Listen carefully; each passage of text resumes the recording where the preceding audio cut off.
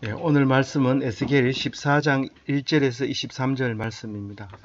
오늘 말씀은 23절이나 긴 말씀인데 크게 어려운 말씀은 없습니다. 그러나 그만큼 전체적으로 보면 이 말씀은 왜 우리에게 이 말씀을 하시고 계시는가 하는 것을 생각하면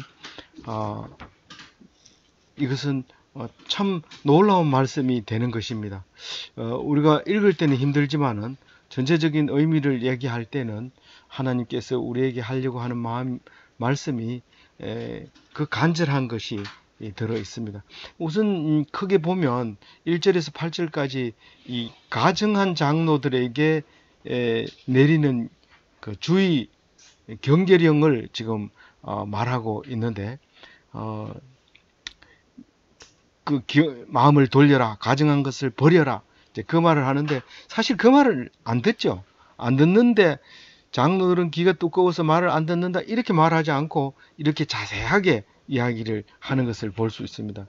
그런데 장로들이 이제 선지자에게 질문을 하러 왔을 때 어떻게 하면 우리가 살 것인가, 우리가 어떻게 해야 되느냐, 행동 지침을 내려달라 이렇게 얘기할 때 선지자는 입을 떼지 마라. 입을 딱 다물고 있어라. 내가 대답하리라. 어떻게? 직접 응답하리라. 그 말을 하고 있습니다. 그리고 예를 들어서 네 가지를 얘기합니다. 기근이 올 때, 사나운 짐승이 있을 때, 칼로 사람을 칠 때, 전염병이 만연할 때 우리는 살아남을 수 있는 길은 오직 노아와 다니엘과 욥과 같은 세 사람만 살아남고 나머지는 다 죽는데 그 자식은 어떻게 좀 살 수 없을까요? 안 된다는 거예요. 우리 절대로 자기만 살아날 수밖에 없다. 믿음은 자기만 구원한다 하는 그런 말을 하고 있고요.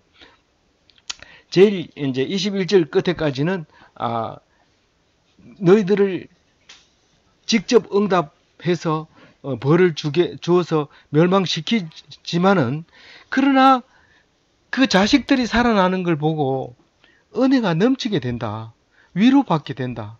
하나님 우리를 버리지 않았구나 하는 것을 은혜를 받게 되는데 그래서 징계와 은혜라는 제목으로 오늘 묵상해 보도록 하겠습니다. 1절 이스라엘 장로 두 사람이 나와 내 앞에 앉으니 여호와의 말씀이 내게 임하여 이르시되 이스라엘 장로들이 이 두어 사람이 옛날에는 이런 말을 많이 썼죠. 두어 사람, 두세 사람, 서너 사람, 이다섯 사람. 그래서 몇 개 가져올까요?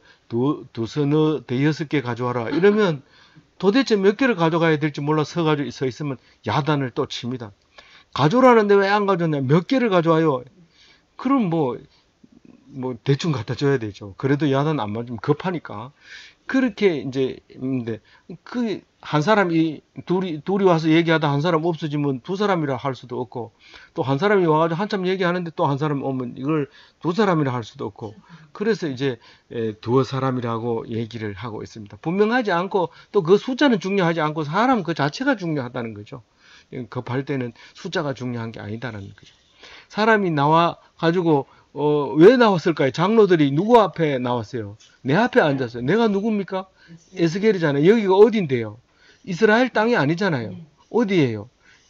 저기 포로가 되어서 수천 킬로미터 떨어져 있는 거기 그 바벨론이잖아요. 거기 포로 수용소에서 장로들이 온단 말이에요. 왜 제사장이나 뭐 선지자나 이런 사람은 어디 가고 없어요. 거기는 지금 뭐 제사를 안 지니까 제사장도 없고 장로가 제일 높아요. 이렇게 장로가 와가지고 어떻게 해야 되냐? 지금 책사가 없다는 거죠. 원래 장로가 책략이 나와가지고 누가 물으면 대답해주고 이래야 되는데 그걸 못하니까 이제 에스겔한테 에스겔은 이제 30살밖에 안 됐어요. 장로는 뭐 이제 늙어 죽을 때까지 장로죠. 그러니까 그 장로들이 와가지고 선지자라고 이제 물어봅니다. 물으러 오는데 하나님은 네 말하지 마라. 입 다물고 있어라. 내가 말하는 거 요 두 마디만 하고 더 이상 신경 쓰지 말고 딱 내가 알아서 대답해 줄게. 그 얘기를 오늘 하는데 들어보십시오.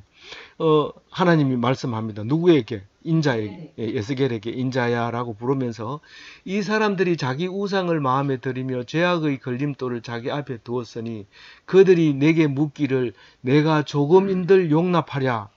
번역이 정말 잘 됐어요. 이게 뭐냐 하면은요, 요거 두 개는 잊어버리면 안 돼요. 이 장로들 마음속에는 우상이 들어있고 죄악의 걸림돌을 자기 앞에 두었다는 거, 그 두 가지는 계속해서 나오기 때문에 잊어버리지 말라고 그러는 거예요. 다른 얘기 뭐 이런 얘기 저런 얘기 하지만 장로들의 마음속에 우상과 죄악의 걸림돌이 있다는 걸 빼고 얘기하면 이상하게 돼버립니다. 요 두 개를 반드시 넣고 얘기를 해야 돼요.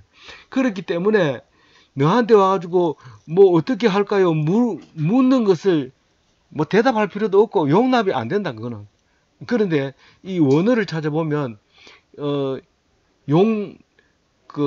묻는다는 말을 두 번 쓰는 거예요. 다라시 묻는 것을 묻겠다 이 말이죠. 네가 나한테 와서 어떻게 할까요? 묻는데 네를 어떻게 하면 좋겠냐? 이렇게 도로 묻는 그 얘기를 이렇게 나 주 여호와가 뭐 내가 조금인들 용납하랴. 뭐 그거 안 들어주겠다는 거예요. 대답 안 해주겠다는 거예요. 왜냐하면요, 묻는 것은 어떻게 할까요? 라고 묻는 건데 벌써 하라고 얘기했는 건 이미 듣지도 않고 또 와가지고 달라 얘기하라는 건 그건 안 들으려고 마음에 준비를 하고 왔다는 뜻입니다. 뭐 해봐도 소용없다는 거죠. 그러면서 4절 같이 읽어봅니다. 그런즉 너는 그들에게 말하여 이르라. 나 주 여호와가 말하노라.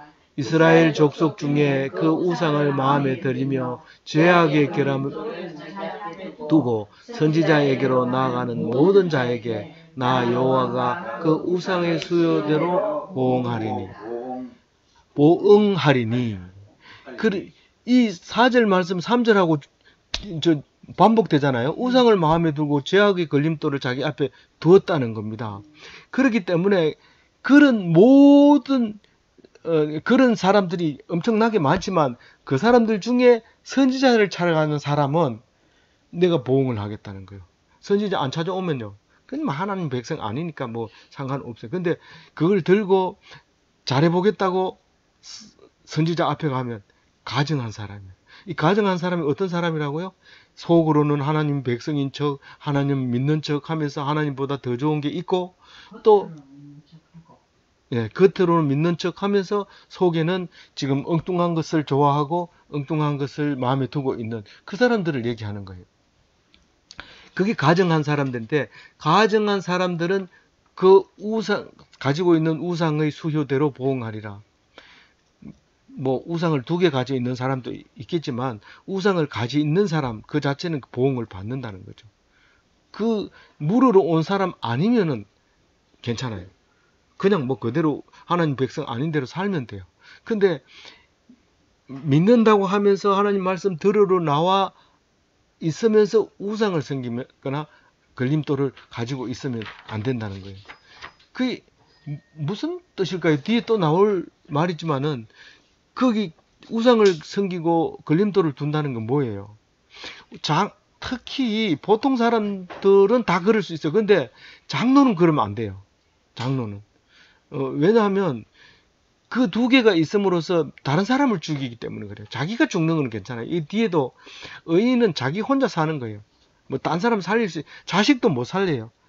제일 급한 게 어디 환란이 닥치면 제일 급한 게 자식인데 자식을 못 살려요. 자기 혼자밖에 못 살아요. 어떤 경우라도 뭐 질병이 오든지 전쟁이 나든지 무슨 맹수가 있든지 기근이 오든지 간에 자기만 겨우 사는 거예요. 믿음으로. 그래서 그 얘기를 지금 이제 하고 있는데 그 우상의 수요대로 보응을 하겠다. 다른 말로 얘기하면 뭐예요? 네가 믿는 믿음대로 내가 보응하겠다. 다시 말해서 행위대로 보응하겠다. 불신하면 심판하겠다. 믿으면 심판 안 하겠다. 안 하겠다는 뭐예요? 죄가 없다는 거죠. 죄가 없다는 거는 뭐예요? 죽지 않는다는 거, 구원받는다는 거. 그런 얘기를 하고 있는데 읽으면서 걱정되죠. 이게 뭔 걱정이에요? 우상이 뭐고 내가 걸림돌이 무엇인가 생각을 해보면 이제 장로라고 하는 직분이 있어요. 그래서 그걸 내려놓지 못해. 사실은 직분을 주는 거기 때문에 다 받으려고 애를 쓰지만 막상 그 직분을 받아놓고 보면 직분이 해야 될 일을 놓쳐버리고 권위만 가지고 있을 때가 있어요. 그래서 직분을 딱 가지면 성경 공부를 못해요. 높은 직분을 가진 걸 뭐라 한다고요? 중직이라고 그러죠. 중직을 가진 자는 성경 공부를 할 새가 없어요. 왜냐면 바빠요. 주일 예배 드리러 가보면 맨날 해야 하고 사람 보기도 힘들어요. 그런 상황이기 때문에 그걸 내려놓으라는 거예요. 그걸 내려놓고 뭐예요? 걸림돌은 뭘까요? 걸림돌은 또 장로는 또 어느 정도 돈 좀 벌어야지. 맨날 뭐 11조도 못 내고 이러면 장로 소리 듣기가 힘들잖아요. 또 돈도 벌어야 돼요. 그래서 돈 버는 거 때문에 또 마음이 무거운데, 그게 두 개가 이게 우상이고 걸림돌이고 있을 수 있다는 거예요. 그럴 수가. 특히 장로일수록 그렇게 있다는 거예요. 다른 사람이 그러면 괜찮은데 장로는 그러면 안 되는데, 그게 장로일수록 그렇게 걸릴 수가 있다는 겁니다. 그래서 5절에 보면 이렇게 합니다. 그들이 마음 먹은 대로 그들을 잡으려고 한다. 이게 그 우상의 수요대로 보응한다는 말과 같은 말인데, 네 행위대로 내가 갚아주겠다, 그런 말이 마찬가지. 그래서 6절에 뭐라고 하냐면, 6절 같이 읽어볼게요. 그런즉 너는 이스라엘 족속에게 이르기를 주 여호와의 말씀에 너희는 마음을 들이켜 우상을 떠나고 얼굴을 돌려 모든 가증한 것을 떠나라. 얼굴을 완전히 돌려야 돼. 그러니까 너희가 그런 척하지 말고 완전히 마음을 돌리라고 얘기하고 있습니다. 사실 마음을 돌리면은 하루 종일 일 안 해도 행복할 수 있어요. 뭐 하루 종일 돈이 없어가지고 미안해서 죽겠는데, 근데 하나님을 믿으면 돈 많을 때하고 똑같아. 뻔뻔스러워지고 또 어떻게 해줘요? 당당해져요. 기죽을 일이 없어요. 그게 하나님을 돌리는 건데, 겉으로는 믿는 척 하면서 속으로는 계속 이 돈 빼가지고 저기다 받고 머리가 샥샥샥샥 예배 드리는데 목사님 이렇게 교인들 보면 머리 돌아가는 소리가 난대요. 나는 잘 안 보이는데 막 샥샥샥 돌아가는 소리 난대. 그러지 말아라는 거예요. 버리라는 거예요. 버려버리고 하나님 말씀에만 집중하라는 거예요. 그래서 니는 말하지 말고 이렇게 얘기하라는 거예요. 어떻게 얘기하라고요? 6절 읽었으니까 7절 한번 읽어봐요. 이스라엘 족속과 이스라엘 가운데에 거류하는 외국인 중에 누구든지 나를 떠나고 자기 우상을 마음에 들이며 죄악의 걸림돌을 자기 앞에 두고 자기를 위하여 내게 묻고자 하여 선지자에게 가는 모든 자에게는 나 여호와의 친히 응답하여. 네, 이게 지금 길게 줄쳐놨는데 딱 한 가지입니다. 외국인이든지 이스라엘 백성이든지 하나님을 믿는다고 하면서 나를 찾아오면, 그 두 가지 우상과 걸림돌을 가지고 나를 찾아오면 내가 직접 응답해 줄 테니까 니는 가만히 있어라, 이 말이죠. 그러니까 무슨 말이냐면, 우리 이스라엘 백성이 아니라도 믿겠다, 하나님 믿겠다 이러면 그건 이스라엘 백성이에요. 그런데 잠시 있다 가는 사람도 믿겠다 하면 그건 같은 그 유대인으로, 이스라엘 백성으로, 하나님 백성으로 인정한 거예요. 그래서 어쨌든 하나님을 믿겠다고 하면서 속으로는 우상을 가지고 걸림돌을 가지고 그 선지자에게 와서 어떻게 하면 되겠어요? 이렇게 물으면 직접 내가 응답할 테니까. 뭘로 응답할까요? 벌로 응답을 하는데 8절 읽어봐요. 그 사람을 대적하여 그 놀라운 표징과 속담거리가 되게 하여 내 백성 가운데서 끊으니 내가 여호와인 줄을 너희가 알리라. 하나님은 도대체 무슨 짓을 하려고 이렇게 놀랍게 하고 징표를 표징을 가지고 속담거리가 되게 할까요? 아주 간단합니다. 야, 장로도 술 먹더라, 이런 거예요. 이게 속담거리. 이거 누구든지, 야, 한번 자기는 보지도 않았는데 장로도 술 먹는데 뭐 이런다는 거예요. 그게 속담거리가 돼가지고 이제 누구든지 장로는 술 먹는 줄 알고 그렇게 만들어버린다. 아주 간단한 걸 만들어버려. 근데 장로가 술 먹는데 하나님이 뭐 했다고요? 하나님이 그렇게 만들어주겠다고요. 하나님이 그렇게. 대적이 그럼 뭡니까? 술 먹는 친구들이 한잔해라. 뭐 괜찮다. 니 이 일 제대로 하려면, 이 사업 제대로 하려면 한잔해라. 그럼 먹는 거예요. 그럼 이게 대적이 뭐 사탄이 그냥 들어가서 먹는데, 그렇게 되면 속담이 나와버려요. 뭐 교회 다니는 사람 교회 다니는 대빵이 장로 아이가? 근데 술 먹잖아. 뭐 이런 식으로. 그거 말고 뭐 할 얘기 많아요. 근데 한 가지만 할게요.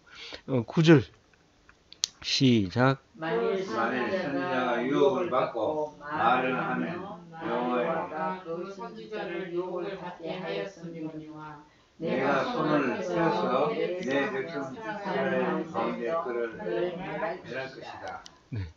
아까 대적으로 내가 속담을 만들게 하겠다 그랬는데, 우리가 보면 우리가 잘못해서 속담거리가 돼버려. 네가 잘못해서 속담거리가 됐지라고 얘기하지만요, 절대로 아니고 하나님이 했어요. 하나님이 그 사람을 붙여서 그 사람을 그런 속담거리가 나오게 했다고 분명히 얘기를 그렇게 하고 있어요. 네가 나를 떠났기 때문에 내가 너를 유혹에 들어가도록 하겠다. 네가 그렇게 하면 내가 응답을 하는데 얼마나 빠르게 응답하는지 빛의 속도로 응답한다. 네가 벌써 유혹당할 마음이, 그러니까 우상을 마음에 가지고 있으면 유혹에 넘어가도록 바로 만들어버렸다. 그럼 네가 그런 줄 알지만 내가 그 마음을 거기에 들어가도록 하겠다, 그 말입니다. 그 얘기를 해놓고 하나님이 어떤 생각이 들어요? 사실 이 얘기는 아까 얘기했지만, 이 장로들은, 장로가 아니라 나이 먹으면 인간이 고쳐진다는 뜻이에요? 안 고쳐진다는 뜻이에요? 그럼 우리는 나이 먹으면 인간이 고쳐지질 않아요. 원래 그대로 있어. 그렇게 말하지 않고 이렇게 1절에서 8절까지 긴 이야기를 이렇게 표현을 하고 있어요. 근데 그럼 다른 말은 어떤 말이 있을까요? 선지자도 그 사람이 와가지고 얘기하는 게 넘어갑니다. 지금 선지자는 바른 말을 해야 되는데 그 유혹에 넘어가요. 그 장로들이 유혹에. 지금은 뭐 장로교 같은 경우는 장로들이 모여 있는 당회의 당회장이잖아요. 그러니까 발언권이 다만 장일 뿐이지 똑같아요. 동일한 장로회에서 목사가 이제 최종 결정권을 내리는 거지, 목사 혼자 결정하지 않습니다. 감리교 같은 경우에는 목사가 혼자서 결정을 하고, 장로도 감리교 목사가 이제 임명을 해주고, 물론 절차는 복잡하지만 간단한 건 아니지만 그렇게 만들지만은, 그러니까 그 장로들의 유혹에 넘어갈까요? 안 넘어갈까요? 넘어가서 말하는 경우가 있어요. 와가지고 막 이렇게 얘기하면, 그렇네. 그럼 이렇게 해라. 이렇게 절충식으로 혹은 유혹을 받고 그렇게 해버릴 수가 있는데, 그렇게 하면 어떻게 된다고 했어요? 그렇게 선지자가 유혹을 받고 말을 하면 어떻게 한다고요?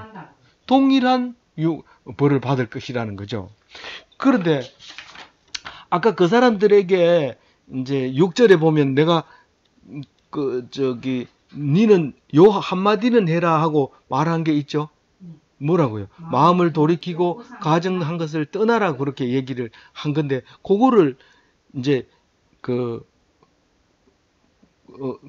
그거를 못 떠난다는 게, 말을 해봐야 안 떠난다는 거죠. 그러니까 내가 직접 응답을 하겠다는 거죠.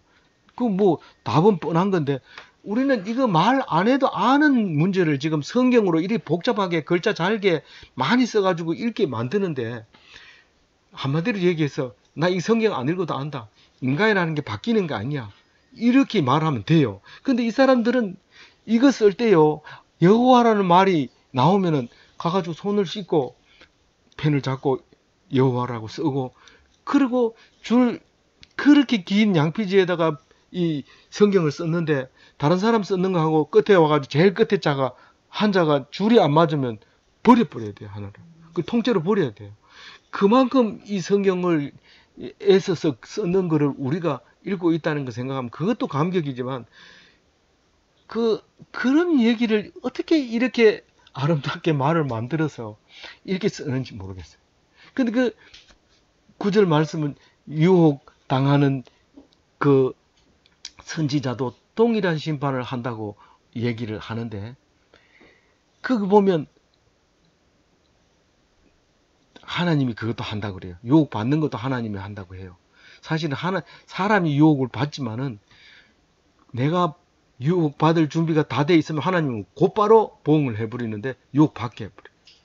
이게 여호수아 때부터 하나님이 두려워하지 말라. 네가 두려워하면 내가 적들 앞에서 너를 떨게 하겠다. 도대체 무슨 말인지 못 알아듣겠다. 내가 명령하면 두려워하지 마라 하면 두려워하지 말아야지. 네가 그 말을 안 들으면 내가 원수 앞에서 네 벌벌 떨게 할 거다. 그게 빛의 속도로 응답하시는 하나님입니다. 그걸 모르면, 아니, 두려워하지 마라 했다. 그러면서 안 두려워해야 되는데 자꾸 두렵네. 그렇게 하지 말아라는 거죠. 두려워할 필요 없다 하면 두려워하지 마라. 구절 읽었죠? 그래서 하나님이 내가 손을 펴서 이스라엘 백성 가운데서 그를 멸할 것이다. 선지자를 없애버리는 거예요. 사실 선지자가 죄 많은 장로의 유혹을 받고 거기에 흡쓸려 버리면 그거는 선지자가 아닙니다. 그러니까 내 백성 이스라엘 가운데서 그를 멸해 버리겠다. 선지자를 없애 버리겠다. 그런 말을 하고 있는 거예요.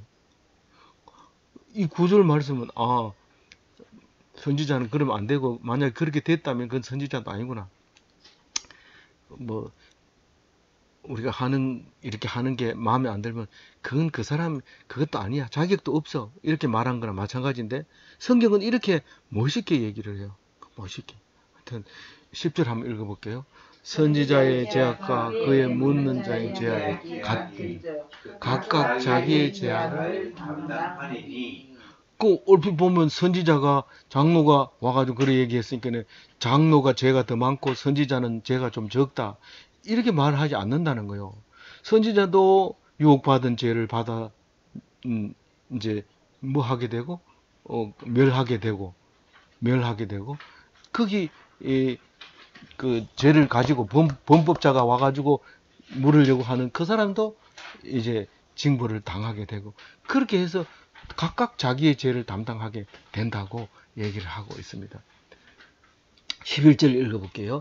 이는 이스라엘 족속이 다시는 미혹되어 나를 떠나지 아니하며 다시는 모든 죄로 스스로 더럽히지 아니하게 하여 그들을 내 백성으로 삼고 나는 그들의 하나님이 되게 하려 함이라. 주 여호와의 말씀입니다.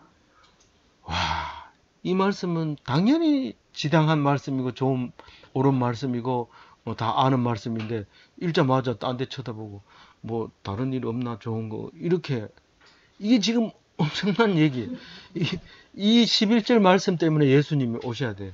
왜냐하면 스스로 미혹되지 말고 떠나지 말고 깨끗하면 하나님 백성 되지요. 그런데 율법으로 해보니까 깨끗해질 수 없어요. 율법을 지킬 수 있는 방법이 없어요. 도저히 하나님 백성이라는 것은 엉터리고 거짓말이에요. 전부가. 죄를 씻는다 하지만 안 씻어지고 맹 똑같은 거예요. 그러니까 예수님이 내가 확실한 제물로 왔다. 그러면 나를 믿는 사람은 이제 지나간 죄도 다 씻어지고 현재 죄를 지을 수도 없고 앞으로도 지을 수도 없다. 만약에 짓는다 하더라도 그것은 하나님이 유혹해서 너를 시험하려고 하는데 시험을 이기지 못한 것뿐이지 그것은 너의 죄가 아니다. 절대로 아니다. 그 죄 때문에 다시 세례를 받는다든가 그 죄 때문에 다시 회개한다든가 그럴 필요가 없다. 그거는 그걸로 인해서 당하는 고난은 사람이 주는 것도 아니고 받아야 될 벌을 받기만 하면 너의 영혼은 절대로 구원 받는다. 이제 그런 얘기를 하고 있는 거죠. 그러니까 잘못 오해하고 우리 죄 없다 이러면서 죄를 막 짓고 이러면 그거는 영원히 돌이킬 수 없는 다시는 돌아올 수 없는 길을 가고 마는 것이죠.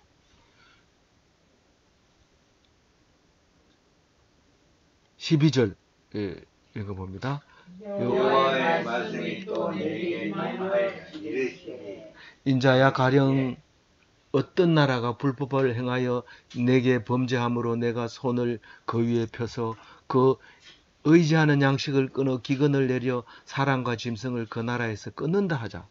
이 네 가지 이제 얘기를 하는데, 손을 들어, 이 앞에 구절은 손을 펴서 이렇게 이제 뭐 우리가 뭐 아이를 사랑하고 이렇게 할 때는 그런데 혼내줄 때는 손을 펴가지고 이렇게 있는 거나 마찬가지로 보이죠.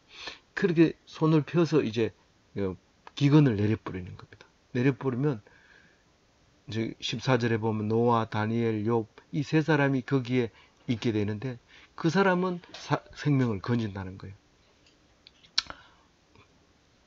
그 사람은 금식 기도를 많이 해가지고 훈련이 됐는 모이다 이렇게 생각할지 모르지만 뭐 그것도 없는 건 아닐 거예요. 아마 금식을 많이 해서 뭐 40일 금식 해봤는데 뭐 이 정도야 뭐 이러면서 다른 사람 다 죽는데 살아남을 그런 것일 수도 있겠지만은 믿음으로 이 사람들 셋 다 의인이거든요. 근데 의인은 믿음으로 사는 거지 뭐 떡으로 사는 게 아니었거든요.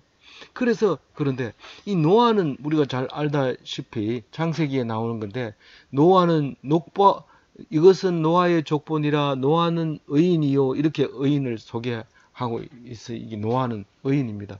근데 욥은 자기 스스로 욥기 32장에 욥이 자신을 의인으로 여김으로 이렇게 합니다. 그러다가 욕시건 먹죠. 그 뒤에 친구들한테 엄청나게 욕먹고 나가지고 하나님이 뭐라 하니까 욥이 아이고 내가 잘못했습니다. 하나님 소리를 듣겠습니다. 그리고 꼬리를 싹 낮추니까 네가 의인이다. 그래 얘기합니다. 욥기에서. 그 뭐 욥기가 길잖아요. 뭐 30 몇 장 돼 있는데 그 길지만 사실은 그 금맥은 몇 개 안 돼요. 이게 줄줄이 그 나머지는 다 둘이 쟁론하는 건데 그거 빼도 안 되지만은 그거가 중요한 게 아니고 그 맥이 중요한데 그 맥에 그게 있어요. 욥이 자기가 의인이라 하면서 하나님한테 막 대듭니다. 하나님 뭡니까? 나 죄가 없는데 왜 이렇게 아프게 합니까? 그 막 대들다가 하나님이 나중에 딱 나타나서 내가 안 만드는 게 어디 있느냐? 다 내가 만들었는데 네가 지금 나보고 뭐라고 지금 얘기했냐? 그러니까 딱 엎드려가지고 내가 하나님만 의지하겠습니다. 내가 하나님 말씀만 듣겠습니다. 딱 그 얘기하니까 어이롭다고 하면서 제사를 그러니까 제사장이니까 제사를 드려라. 너 친구들 다 와서 제물을 드려라. 이래가지고 욥이 이제 제사를 친구들을 위해서 축복하고 제사 지내는 얘기가 마지막에 나오잖아요. 다른 얘기는 길게 하고 그 아주 중요한 얘기는 두 마디밖에 없어요. 그 친구들을 위해서 제사 지내고 복을 받았더라. 그 중에 이름이 게렌합북, 거시야, 여미마 이 세 딸인데 그 우리 세 딸 이름을 그렇게 지어놨어요. 짓고 나니까만 욥과 같은 고통이 오는 것 같아서 막 계속 불안해. 언제 욥처럼 또 재난이 닥칠까 이렇게 걱정이 되기는 한데 어쨌든 막 그 재난을 겪고 난 다음에 얻은 세 딸의 이름을 딱 불러줬으니까 지나갔을 거로 믿고 그냥 있는 거죠. 이제 욥은 그렇게 의인이라고 생각을 했던 거고 이 다니엘서를 쓴 다니엘은 여기하고 7년 차이 납니다. 그 앞에 1차 포로에 끌려가가지고 이제 바벨론에서 믿었던 사람인데, 근데 아무리 역사학자들이 따져 맞춰도 그 다니엘은 아닐 일 가능성이 높아요. 너무 짧은 데다가 같은 지역에 있는 데다가 다른 사람은 다 구약에 있는 사람인데 지금 현 시대에 죽지 않고 살아있는 사람을 의인으로 집어넣는다는 것은 그게 맞지 않는 거다 이렇게 생각을 하고 있는데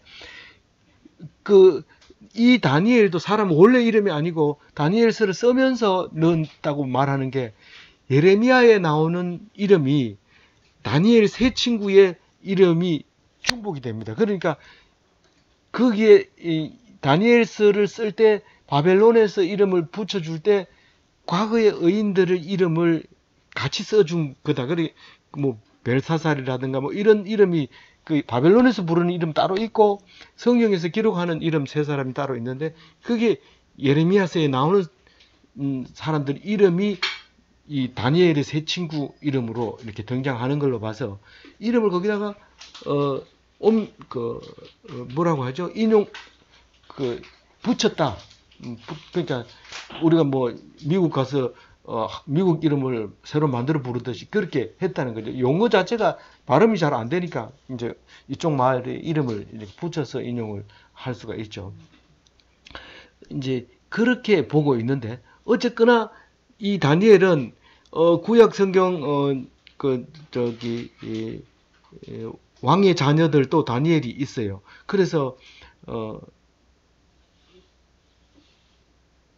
그 다니엘은 아주 옛날부터 내려온 의인이 아니었는가 이렇게 보는 거죠. 그래서 이 의인은 노아는 사실 뭐 가난한 때에 온 사람도 아니고 전쟁 때 온 사람도 아니고 전염병 돌 때 온 사람도 아닙니다. 그런데도 불구하고 이 사람들은 이 가난을 줘도 견디고 전쟁에서도 견디고 짐승들이 포악한 짐승들이 우글거려도 견딘. 지금 아프리카에는 자연 보호라 해가지고 절대로 사자 맹수를 못 잡게 해놓으니까 이 맹수가 동네를 습격해가지고 그냥 막 물고 가고 이렇게 하거든요. 그래서 뭐 또 반대로 사람이 또 이사를 가야 되고 우리도 이 뒤에 멧돼지를 못 잡게 하니까 멧돼지가 막 나오는데 등산도 못 가고 그런데 어쨌든 뭐 이 정도 가지고는 아니고 훨씬 더 위협을 가하는 그런 일들이 있었을 겁니다. 근데 기근이라고 하는 거에 대해서는 우리가 늘 불안하죠. 경제 불황이 오면은 바로 이제 굶어 죽는 사람도 들어 있어요. 있는데 이제 그런 거하고 이제 그 불안한 부분도 믿음으로 다 견뎌야 되는데 어떤 사람은 뭐 난리가 나면 지뢰 밟혀 죽는 사람이 있어요. 뭐 지진이 났다 라면이 라면이 없다 이러면 라면을 슈퍼에서 가서 가져오느라고 가가지고 압사사고 나서 깔려 죽는 사람이 있고 이러거든요. 근데 믿음이 없으면 기근만 오면은 굶어 죽는 게 아니라 뭐 엉뚱하게 또 죽는 수가 있는데 그 믿음이 있는 사람은 거기에서 견뎌나는 거죠. 나는데 죽어도 살았다고 믿는 거죠. 믿음이죠. 성경에 계속 그 얘기 하잖아요. 과부의 아들이 살아난 것도 믿음으로 살아났다고 하고 그런데 믿음으로 살아났다가 믿음이 살아났다로 적는 거죠. 내가 믿으니까 살아났다고 적는 거죠. 믿음이 그대로 현실로 나타나는 거죠. 그대로 성경 그대로 말씀을 하는 거죠. 그래서 이 믿음은 자식에게 줄 수도 없고 뭐 어떤 사람은 뭐 마누라가 교회 잘 다니니까 나는 천국 갈 때 치마 꼬리 잡고 간다는데 에이 농담이죠. 농담이라도 속으로는 그런 마음이 없지 않거든요. 사실 나는 술 먹고 이러지만 마누라가 교회 잘 다니니까 뭐 어디 갈 때 얘기하고 가래 혼자 가지 말고. 그 내 친구가 술 취해가지고 맨날 문자 보내주는데 야 중함이 이 새끼야 니니만 문자 그런 거 보내지 마라 이 새끼 무슨 이래. 그래 너 술 먹지 말고 저기 천국 가야지. 나는 천국 가 따놨어. 그래. 왜? 우리 마누라 인마 권사잖아 권사. 이래. 마누라는 가지만 니는 못 가. 이래. 난 마누라 치마 꼬리 잡고 가기로 했어. 니가 술 취해 있는데 언제 올지 모르고 니 술 취해 있을 때 가면 어떻게 하나. 이래. 뭔 말인지 못 알아듣겠는데 뭐 소리 막 지르는 거예요. 이게 생각하고 마음하고 현실하고 다르거든요.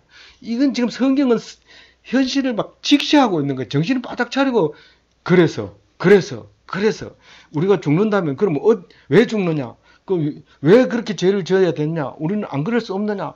그리고 죽으면 뭐 어떻게 하냐? 계속해서 이 글을 써서 성경을 만들어 놨는데 그냥 뭐 생각하기 싫으니까 소주 한 잔 먹고 또 깨기 전에 또 한 잔 먹고 또 깰라 하면 좀 나쁘니까 또 한 잔 먹고 계속 이러는 게 아니고 성경은 막 저기 4강 중에서 첫 번째가 뭐예요? 성령을 소멸하지. 성령 소멸하지 말아요. 술 취하지 말라는 거예요. 술 취하지 마라. 예. 성령 소멸하지 말라는 거는 성령 충만하라는 거예요. 성령 충만하라는 뜻은 술 취하지 말라는 거고, 두 번째로는 4강 중에 둘째. 예언을 멸시하지 말라는 건 뭔 뜻이에요?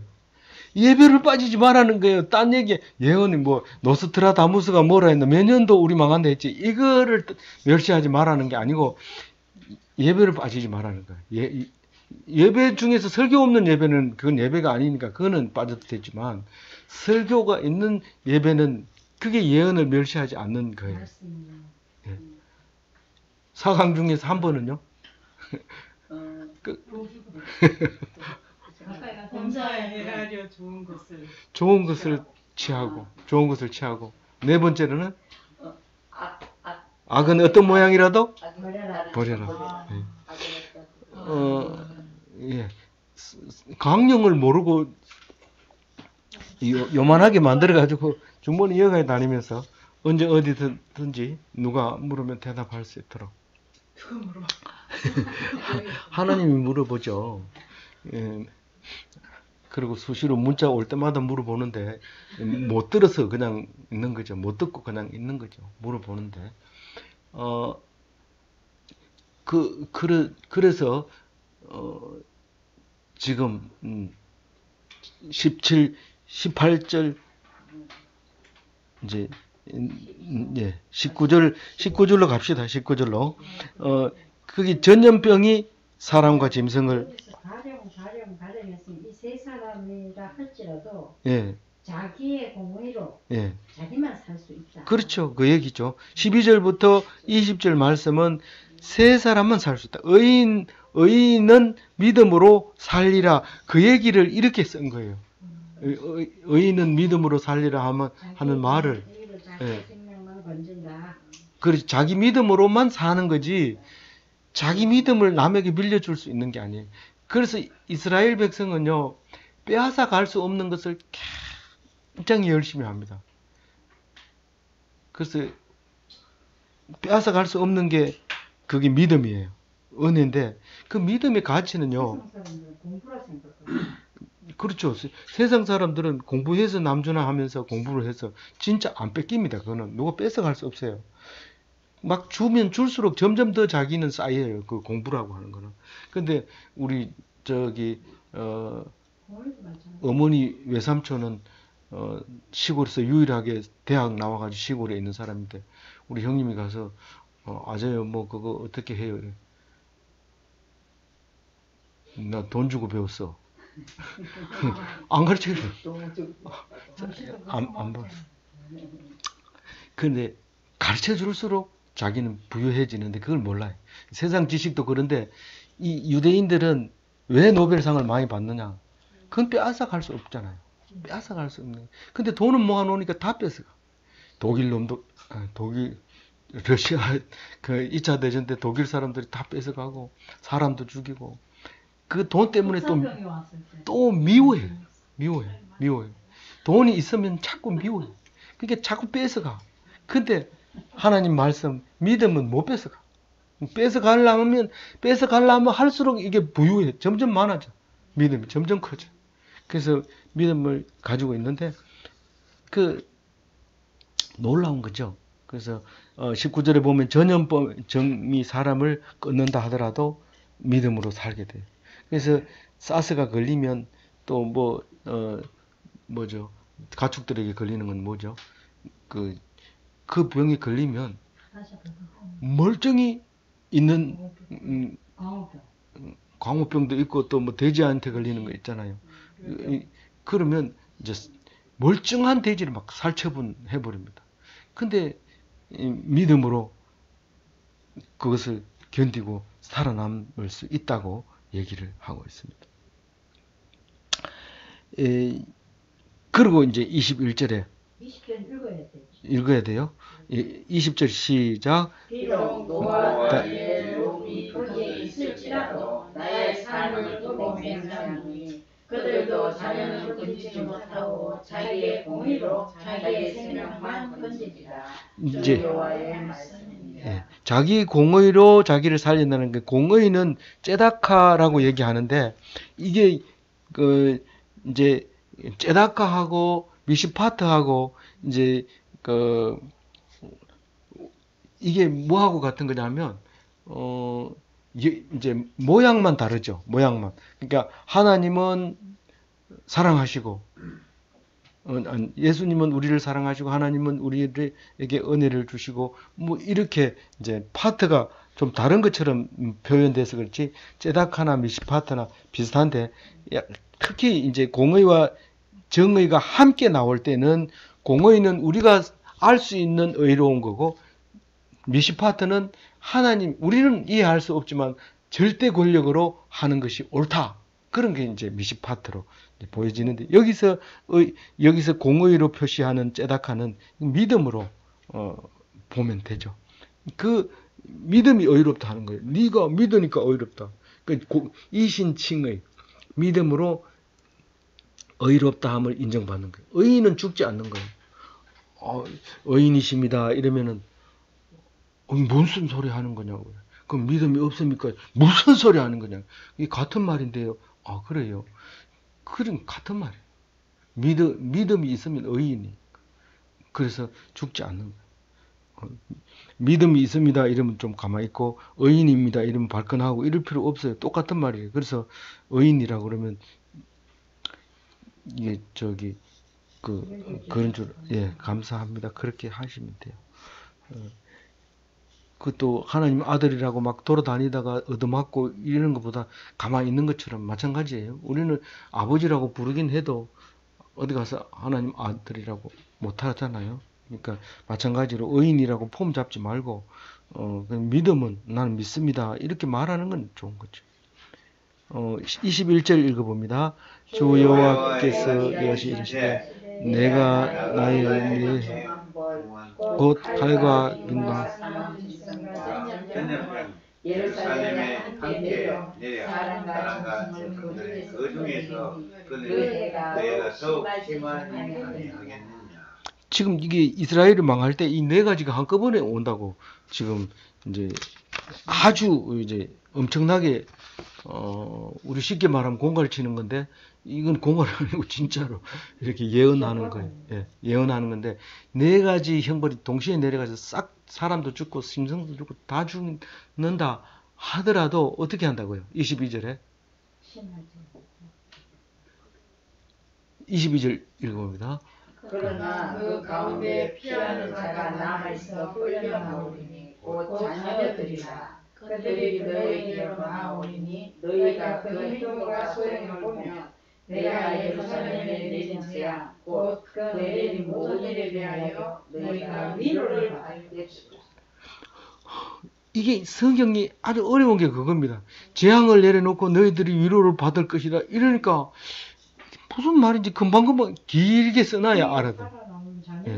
그러니까 길게 써놔야 되는데 너희들을 이런 재난을 내리면 근데 다 죽이는 것 같은데 쫄딱 망인 것 같은데 그래도 씨가 남아있다. 그 얘기를 하는 거예요. 산불이 나서 그루터기에 불이 풀풀 나서 거의 없는데 그 그루터기 바로 밑에는 그 씨앗이 남아서 거기서 아주 굵은 순이 이렇게 올라와서 더 좋은 나무를 만드는 것을 볼 수 있습니다. 과거에 끄는 때가 묻고 오염되고 그래서 그게 자라봐야 열매도 제대로 못 열는데 이 밑에서 하나님이 보낸 씨앗은 엄청 굵은 게 처음부터 올라와서 좋은 열매를 맺게 돼서 산불 난 뒤에는 산나물 뜯으러 가면 깨끗한 거 뜯을 수 있다고 어른들이 말했어요. 그걸 보고 어떻게 한다는 거예요? 아이고 다행이다. 다 죽은 줄 알니까 살았다. 하나님 감사합니다. 오히려 위로를 하는 거예요. 위로를 하는 거예요. 우리가 있었으면 저만큼 하겠나? 쟤들이 참 대단하다. 이 자식들은 부모가 없기 때문에 자생력이 엄청 강합니다. 스스로 자립한 자수성가하는 사람은 강해요. 그냥 뭐 아버지에게서 물려받은 그 재산 관리하는 사람하고 말하는 게 딱 틀리고 눈동자가 벌써 다릅니다. 그런 글을 이제 얘기하고 있는 거죠. 그래서 우리 아들한테 니는 아버지 때문에 공부를 안 하는 건 내가 알고 있지만 네 공부 잘하게 하려고 내가 죽을 수는 없잖아. 그래 알고 있거라. 이런 지금 공부 잘하고 있는 것 같아요. 23절 다 같이 마지막 절 읽어봅니다. 너희가 그 행동과 소행을 볼 때에 그들의 위로를 받고 내가 예루살렘에서 행한 모든 일이 이유 없이 한 것이 아닌 줄을 알리라. 주 여호와의 말씀입니다. 근데 재앙을 내릴 때는 꼭 내가 여호와인 줄 알리라. 재앙을 내릴 때는 그렇게 얘기를 합니다. 그런데 재앙을 안 내릴 때는 그런 말을 안 해요. 재앙을 내릴 때만 여호와인 줄을 알리라. 그렇게 얘기합니다. 그게 무슨 말일까요? 재앙을 통해서 아버지인 걸 가르쳐 주는 겁니다. 그러니까 고난을 통해서 아버지인 걸 가르쳐 준 겁니다. 잘 먹고 잘 살게 하면 아버지가 있기는 하나님이 뭐가 있다고 지금 돈이 있잖아.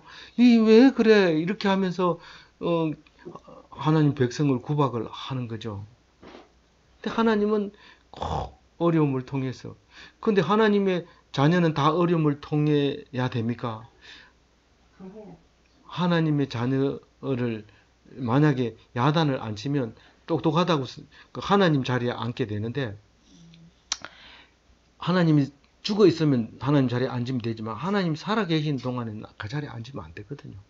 그래서 야단을 칠 때 비로소 아버지가 있다는 걸 알게 되는데,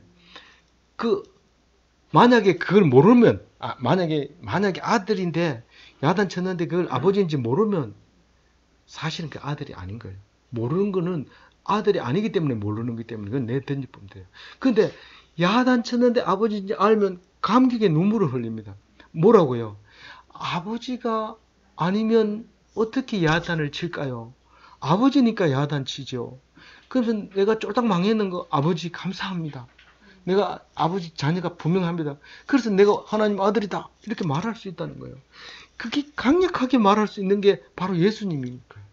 예수님이 고통도 최고의 고통을 받았는데 하나님의 진짜 아들이고 첫 번째 아들이고 외아들이라고까지 말하는 그 아들이 되는 거죠. 이 고통이 심할수록 아들이라고 생각하고 믿고, 예수님도 그렇게 믿었고 우리도 예수님을 그렇게 믿고 있습니다.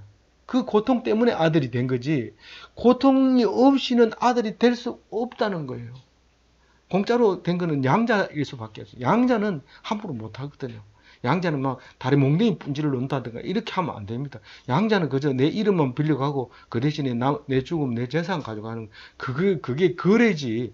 진짜 아들은 하나도 안 물려주고도 막 엄청나게 얻어맞고 돌아와가지고 자기가 김씨인 것을 자랑하고 있는 거죠.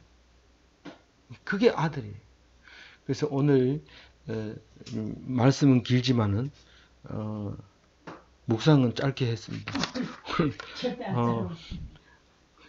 이 말씀으로 우리가 살아가는 것을 모든 것을 성경으로 나타냈기 때문에 성경은 이런 거 없잖아 이러면서 자서전 쓸 필요 없습니다. 성경 열심히 읽으면 자서전보다 배로 가치 있는 말씀이 있기 때문에 일기장 다 버려도 돼요. 그리고 모든 과거 다 잊어버리고, 그리고 또 미래도 걱정할 필요 없고 자랑할 것도 없고 기죽을 필요도 없고, 희망을 가지고 희망 가지는 건 괜찮지만 너무 그래 보면 또 안 되니까 그렇게 해서 참 멋있는 기독교인이 다 되시기 바랍니다. 아멘.